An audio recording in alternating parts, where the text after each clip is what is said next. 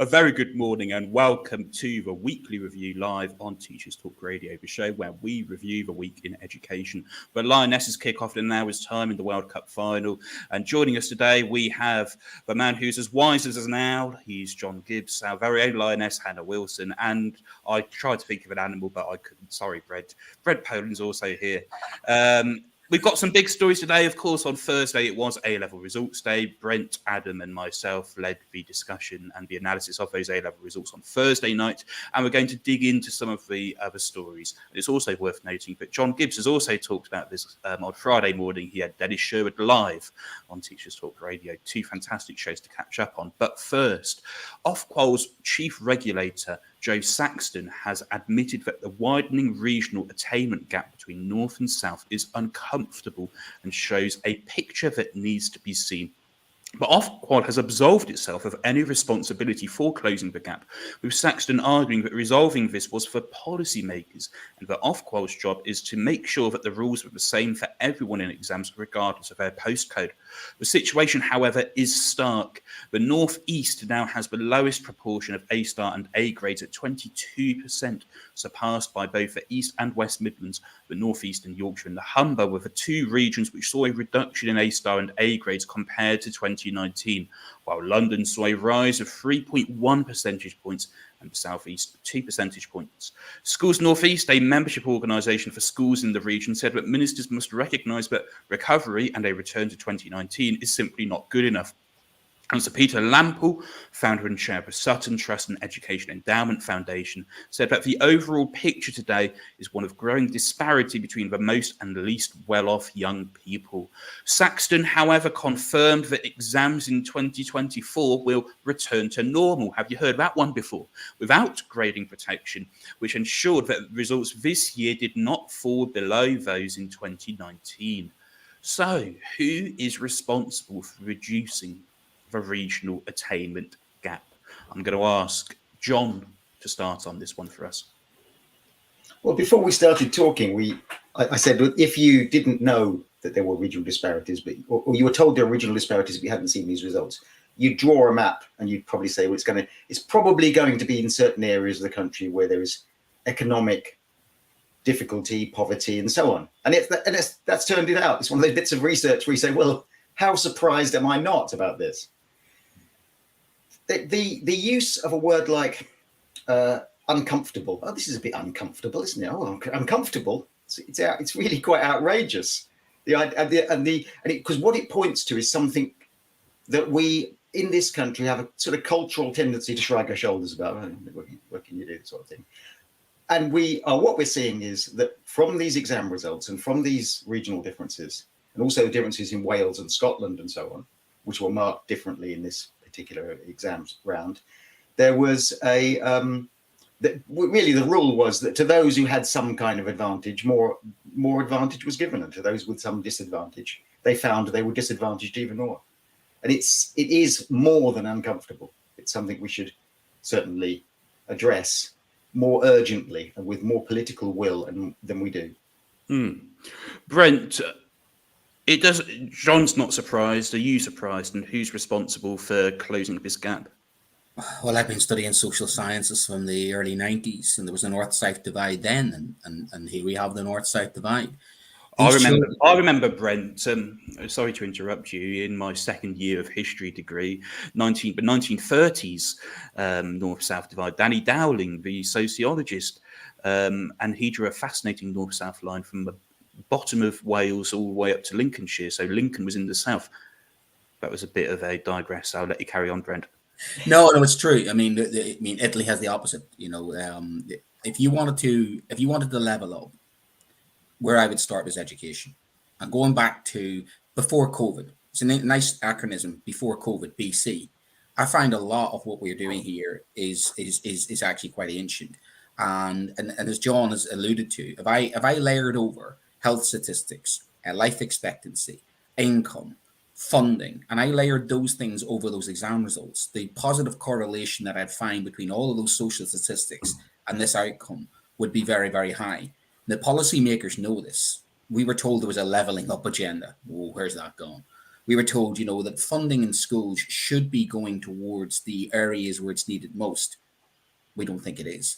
And I can only see that gap getting wider because, as we saw during COVID, the exam system is gamed towards advantaged students.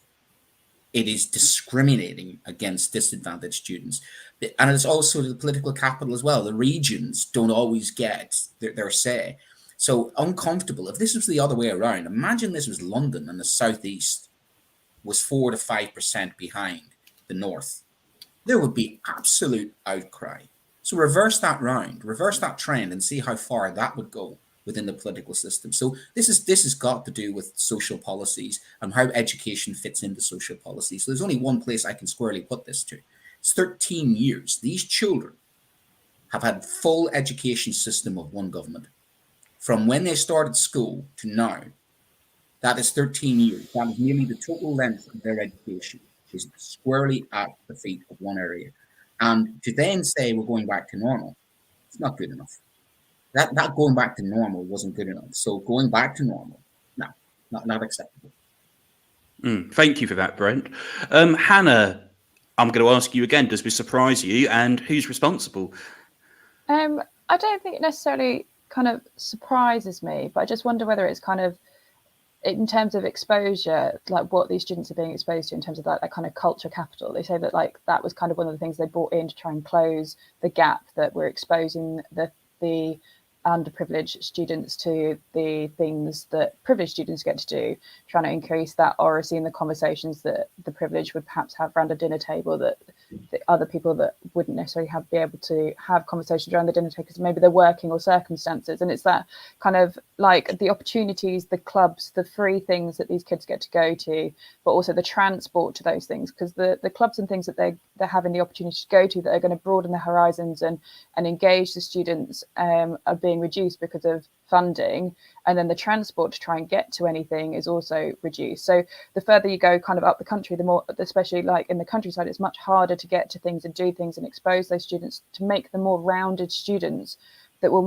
which we know gives them better skills in exams. So I just wonder whether in terms of that, as kind of the squeeze is coming from everywhere in terms of the opportunities available to students, whether that we're seeing kind of the effect of that as well. Because obviously in London, it's all on their doorstep. They can walk to it. There's loads of different opportunities, a lot more free things, as opposed to the further away from it, the further the opportunities are. Thank you for that.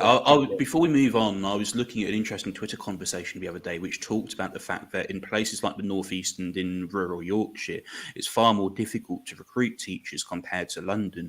And we know there's some particular horror story schools in London, and you'll be hearing much more about that on TTI in the future.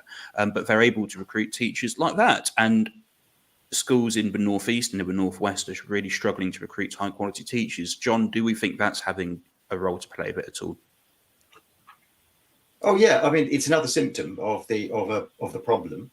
I think I've just want to agree with what Hannah says there about the cultural capital is often lacking in areas where it's sort of difficult anyway to get to museums, to get to art galleries. And if you did a study of the schools who, because of funding problems, cut the extracurricular sorts of enrichment programs, that find it difficult to get the speakers in, you can see all sorts of London schools where they have a rich variety of people coming into the school to talk to students. That's not going to be the same in areas in the Northeast. But recruitment of teachers, yes, that's part of the mix. It's part of the problem. It is going to contribute as well. There's we could start listing problems and of the health that contribute to those problems in those schools, and that would be one of them. Thank you. Now, it's worth noting, of course, that Teachers Talk Radio is brought to you in association with Pearson Edexcel. Their new student-centred French, German and Spanish 2024 GCSEs cater to the needs of all learners, regardless of their background, ability or reason for studying. Rooted in learned language knowledge, their assessments are transparent and accessible, allowing all students to showcase their language skills through inclusive and relatable content. The new Pearson MFL GCSEs build a shared cultural capital that helps students develop an understanding of and appreciation for the wider world.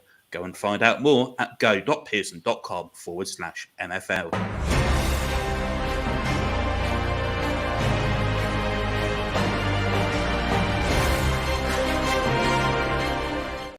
Our next story is all about T levels and this alarming statistic that 33% of T level students quit their course before the end of the 2 years, and 9.2% did not pass all 3 components. We did ask the Minister for Skills, Apprenticeships and Higher Education, Robert Halford, if he'd join us, because he accused some of the media reporting around this statistic to be misleading. Unfortunately, he didn't get back to us. When we look at T-level dropout rates of 33%, Halford claims that many of these students are moving on to a different course, including other T-levels. But when we look at the statistics compared to A-levels and other vocational qualifications, it's clear that T-levels stand out. The dropout rate for A-levels was just 5%, and for other vocational qualifications, it was 9%. This comes in the wake of the government's plan to axe most alternative qualifications to T-levels, such as BTECs, and Ofsted, in a report before Results Day, said that the DfE should rethink these wider Level 3 reforms. The former Children's Commissioner Anne Longfield says that dull content and inappropriate placements are to be blamed, and Ofsted said in its report that students were misled about T-levels and employers were poorly informed. Senior leaders say that ministers need to drop the rhetoric, face the reality and rethink their plans for qualification reform, and the DfE has admitted that further action is needed to make T-levels a success. If we start with Brent on this one, government wants to axe BTECs and other vocational reforms and make T-levels the gold standard, but it doesn't look as if the T-level is the gold standard. What do you think of this? You're on mute, Brent. Sorry. Yeah, this is the right hand not telling the left hand what to do. I mean, I get very confused working in education, and I work in education as to what T levels are actually. So I work in education and I'm confused as to what they are. So I don't think they've sold this idea. I think they've just expected, as they often do by osmosis, that business would just come in and the market would sort it out. And in concept, theory, it sounds like a good idea. Vocational training with qualifications, with hands-on. Sounds like not a bad idea. We need more of this type of stuff. But like everything else they've tried to do, they couldn't run a bath. They can't organize a shindig in a brewery, for God's sake. I mean, this is meant to be their flagship program, and it's got dropout rates of 33%. Is it any wonder the majority of students still choose A-levels? Because they're a safe bet. You know what you're getting with A-levels. And you know that A-levels get you into university, and you know that still with university you have a degree, and that opens doors. So if the government is quite serious about trying to shift people into vocational training, it surely should have had its act together and got this organized well enough that someone who works in education could be promoting this. I should be saying to some of my students, do you think about doing T-levels? I haven't heard much about it. Where's the promotion for it? Where is the kind of do T-levels because this is the outcome, this is what you'll get from it? I don't think they've got the rationale correct. I just think they were hoping that business would step in and that the market, as it does, would sort itself out. It's not good enough. You can't have it both ways. You have to organize something. You have to invest in it. You have to sell it. You have to make sure it's the product that you are selling, which is T-levels, is airtight and solid if you want to shift people over. Just simply closing down one avenue and saying, we're going to shove you all into T-levels. We don't know if they work yet, but we're just going to shove you into T-levels and hope for the best. It's ridiculous. And it's not fair, because that's 33% of students who've gone in to something and have to change it. That's not fair on them. It's not fair on these young people. They deserve better than that. So they need to get their act together on this one. Thank you, Brent. Now, here's what the government says about T-levels. This is how they sell it. They say T-levels are an alternative to A-levels, apprenticeships, and other 16 to 19 courses, equivalent in size to 3 A-levels. A T-level focuses on vocational skills and can help students in skilled employment, higher study, or apprenticeships. Each T-level includes an in-depth industry placement that lasts at least 45 days. Students get valuable experience in the workplace, and employers get early sight of a new talent in their industry. And it's sold as students spending 80% of the course in the classroom and 20% on a meaningful industry placement, putting the skills into action. It sounds all well and good, doesn't it, Hannah? So what's going on, and why do you think this isn't appealing to people? I wonder whether it's the students that aren't kind of necessarily academic and interested in A-levels that are being kind of shoved towards these when schools don't necessarily know everything about them. And it's like, oh, why don't you just do one of those instead, and kind of selling it as a different option. but also in the respect of the employer, are they kind of being the proper information in order to how to support those students and how to give them a good experience? Like in terms of teacher training, we're quite often shot loads of paperwork, given a 30-minute kind of demo of what we need to write in observations and things we need to look out for, but it's not like a thorough process. And if you're not in education, and it's a similar thing, like, you just need to tick these boxes and write this comment that they've done this, but there's not that guidance for employers. I think maybe the students might be having bad experiences with the employer and then being like, oh God, I don't want to do this anymore. And it's I think, especially in terms of the range of employers that can be there, I don't think they've necessarily put the time and effort in to make sure there's very specific guidance for all the different genres that they can go into, and making sure those students are supported properly in that workplace, as opposed to being you just go in and you do some work and then you come back out again. It needs to benefit them and they need to gain skills. And is it being delivered properly? Thank you for that. And finally, John, former Children's Commissioner and guest of TTR, Anne Longfield, has blamed dual content in inappropriate placements, but they've got some high-profile employers the government on this T-level programme. Is this a busted flush, or what can be done to promote vocational qualifications for students who may not want to go on to A-levels? Well, I think I quite like the idea of T-levels. I mean, when I first heard about it, I thought I quite like that idea. It sounds like a good thing. I think it is, as Brent says, half-baked. What's happened is they have failed to deliver. And I think, as Hannah says quite rightly, there are other reasons in there as well. If 30% of students have dropped out, then what's happening to those 30%? Well, some of them have turned up in a course that's too difficult for them because they've been misadvised, because it's not fully understood by schools exactly what these courses are. That's probably some of it. Others have experienced work placements that didn't live up to, because they weren't ready, they weren't good experiences, they weren't rich experiences, they weren't meaningful. And others have found that the course itself wasn't properly described to them or wasn't properly in place. So the whole series of things that are really a half-baked misfire. There is an underlying problem. I think it's something cultural. It's that T-levels are there to address, that BTECs before them didn't, and side by side with them didn't quite address. And that is the cultural bias we have in this country towards the academic and away from what is perceived as dirt under your fingernails kind of activities. Students who you hear your young person is going to end up in a factory or in manufacturing or go out into a workplace, sounds all a bit tradesman-like. And it's much nicer if they're going to sit in a classroom and listen to someone talking about history or English or so on. Although, or mathematics for that matter, in a purer sense. So people understand A-levels, they know what they are the gold standard. And there's a suspicion of the vocational, even when you try to burnish it with they're going to be difficult, they're going to be hard and so on. I think in the end they'll work, to be honest. I think it's been a mess up, a half-baked mistake have been made, but I think they will work over time.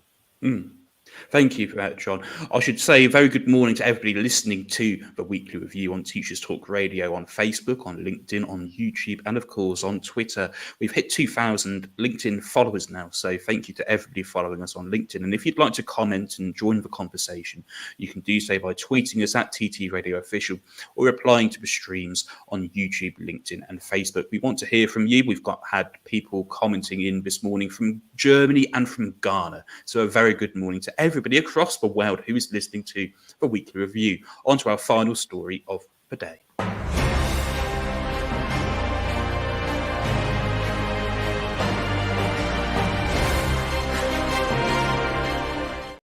Time for a Teachers Talk Radio exclusive, as history teachers across the country following the OCR specification were in uproar on Thursday as the exam board moved students down by up to 4 grades in their non-examined assessment this year without adequate explanation. Teachers and students, the first they knew of this was on the morning the students opened their envelopes and the teachers got the results at 8 a.m.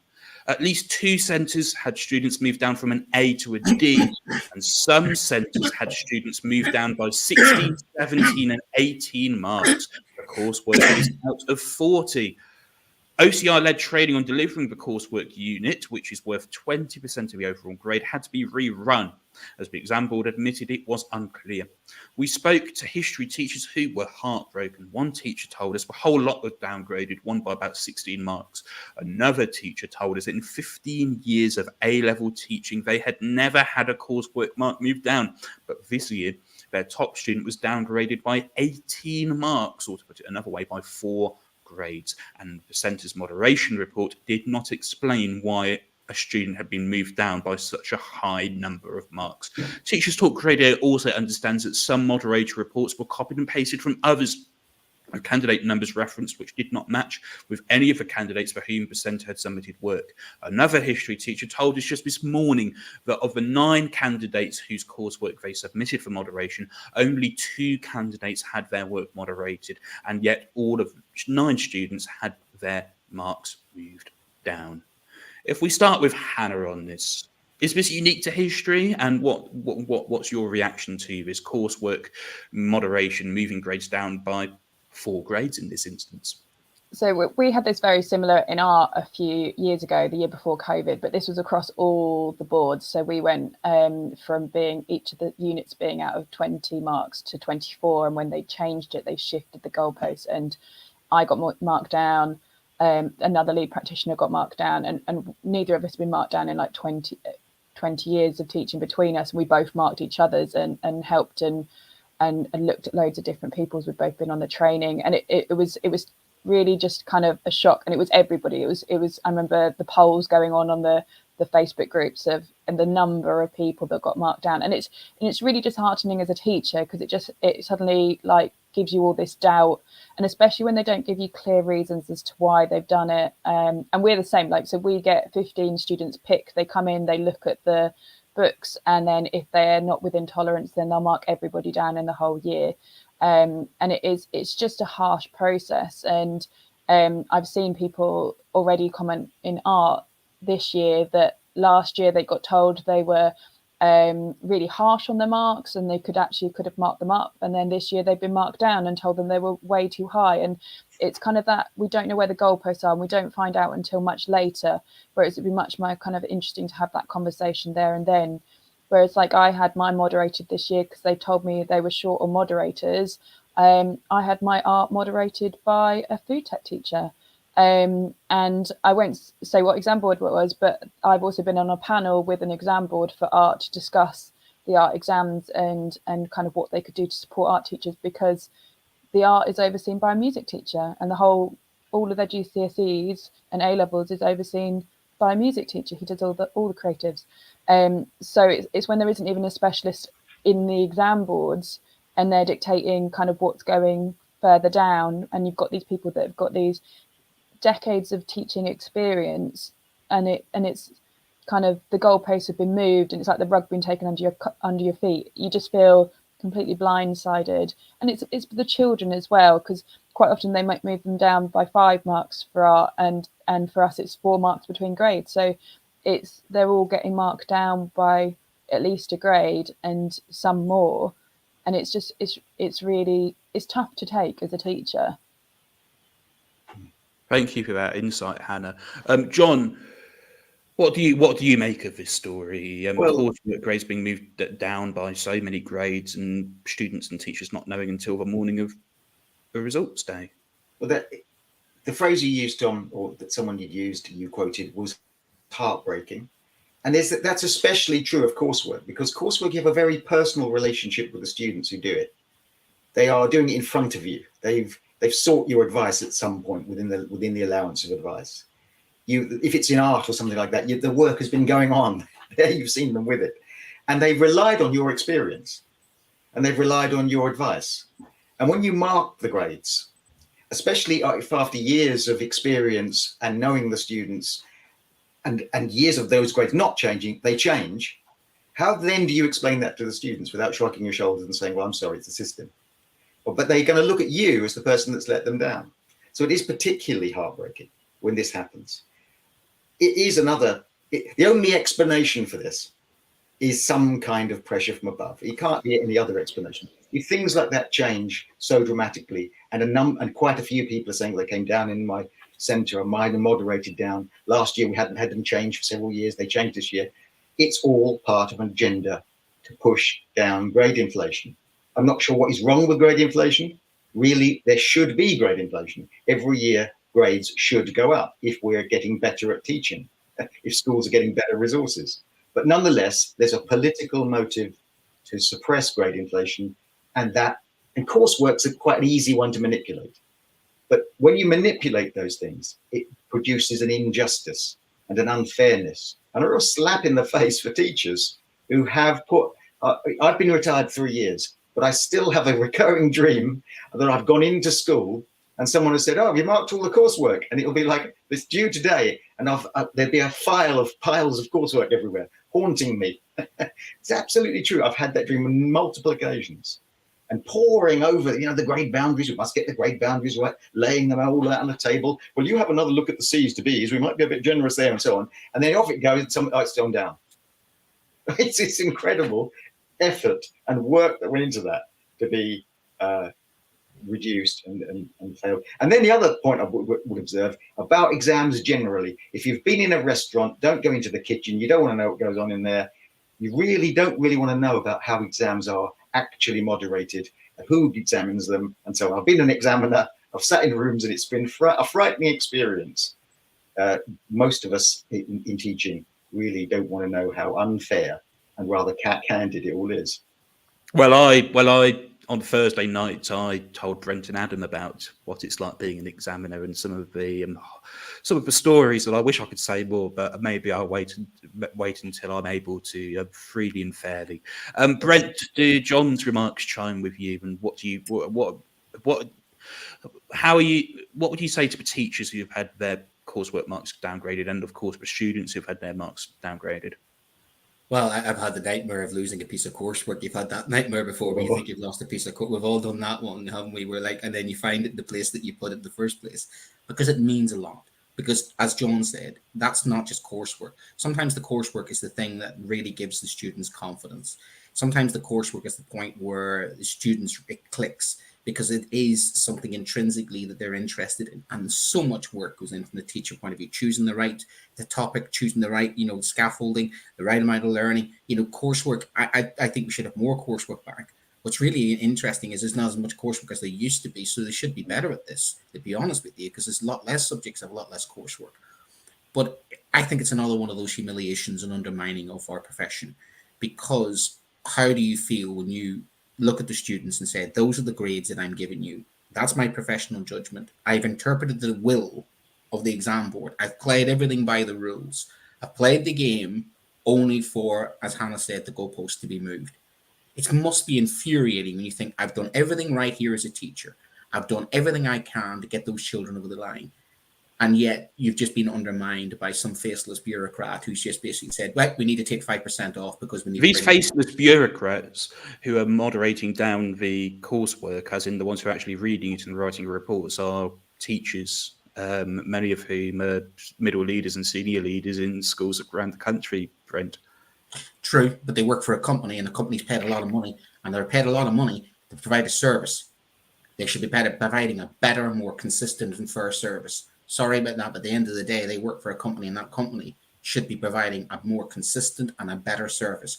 And that is another example of why is there not one exam board, one exam for all the children across the whole of the country. I don't understand the exam system of because why. Brett, if you get something like that Germany paper in history this year, and everybody, everybody suffers. It's you know what I'm talking about, and if surely teachers, AQA will teach, will examine something in one way, and Edexcel will do it another way, and OCL will do it another way, and it's up for the teachers to decide, well, actually, our students would probably benefit most from going to this because there's more scaffolding, or because the questions are a little bit more scholarly. I can understand that you want some choices in that, but you get a one government central set exam which could allow for those variations. I don't understand the multiple exam board systems. I don't understand multiple exam board systems with multiple exam board pass rates, with multiple exam board different types of questions. And it comes down to this: if that is the standard of one provider, then people shift to another provider. But then I see this across all. There's mistakes in all of the exam boards I've seen at different levels. And to have the education secretary turn around recently and say, these are the fairest, she said it, these are the fairest way of examining our children. That's not fair. That's not fair on our children. That's not fair that they have worked hard and for somewhere along the line, they just pulled their grades down because they made the mistake. The children didn't make the mistake. The teachers didn't make the mistake. But ultimately, who's the one opening the envelope? We're opening the envelope and seeing the grade. And the parents look at us straight away. So we're carrying the cow and we're the face of this. And that's just not fair, because then goes back to that level what Hannah's saying. Somebody's sitting down in your senior leaders and going, why have your children not done well? And you're going, well, the coursework was pulled down. The first reaction is going to be, well, whose fault is that then? We will carry the can. We will feel guilty about it. We've got to face those parents and those children. And I feel deeply sorry for those staff that had to face that, because it must be infuriating. And I think it's important then, as TTR, we are by teachers for teachers, running this story because it shows teachers and parents and students, many of whom have been in contact with us, that it's not the fault of their teachers and it's not the fault of their colleges and their schools, but actually it's a nationwide issue. And, I think that's why we are TTR and that's why who we are. I'd love to carry on this conversation. Can I just add one thing? I was just going to say, John, before you come in, as somebody who's marked the same paper for the same exam board 2 years in a row, it's been fascinating at standardization, having conversations where I've gone this year, well, clearly it can't get that mark because it hasn't done this, and they've turned around and gone, well, actually this year we're not paying attention to that. So the standard does change every year. And I've had this a lot with people who have examined GCSE who have gone, well, on this question we're going to mark very generously this year because the students haven't done very well at it. And then the following year, well, they have done well at it, well, let's start throwing a few more barriers in. John? I would say my view of exams, the exam season in coursework and taking exams and exam boards and all the games that teachers, we all play, trying to move our boards around and advise students on how best to treat the exam and so on. The exam season is an exercise in gaslighting of teachers and students every year to convince them that they're in some sort of objective, fair process, when exams are truly only accurate or reliable to about one grade either way, and they are not fair. Not just, they're regionally not fair, they're class not fair, they're privilege not fair, and so on. There's multiple ways in which we skate over this as a society, and we have been for years. And students leave school thinking, well, I wasn't very good at school. And teachers think, well, we've got to work harder at getting our coursework boundaries a bit more accurate next year. And we'll have a look at the examiner's reports and comment on every little bit of advice we get. But it's a gaslighting exercise. We have run out of time, but we are going to do shows of the week before we finish.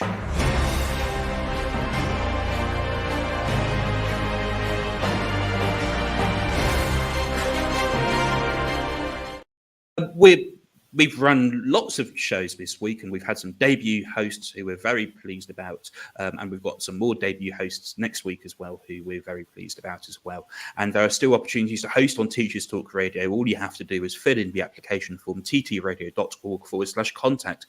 For shows of the week, I'm going to start with John, then Hannah, then Brent. So John, kick us off. I'll recommend a good listen with Emily Edwards. The Late Show was on Tuesday Late Show. Now, it was a really good analysis, very articulate, and it was her first show, this me. And she was relaxed and analytical on the subject of the stereotypical understanding of history and what history is as a subject, how we think about it, and how it's evolved over time. So much more. She was making the case for history being a dynamic, evolving subject, and not a dry analysis of the past or looking at the past as a fixed subject. It's one that evolves to meet our times. It was really, really a great listen. Thank you for that, John. Hannah, your show of the week. I'm going for Nathan's Twilight Show, which was with Scott Brackle and Harriet Moore. It was on the essentials of research methodologies in education. As somebody doing their masters, I'm quite enjoying that one. And also, it was about their book, so you can get their book from Sage Publishing with 25% off. So I'll be up there with the code TTR25. In fact, you can get all Sage publications 25% off. Amazingly, all you have to do, as Hannah just said, is use that promo code TTR25 at uk.sagepub.com/books. Brent, your show of the week.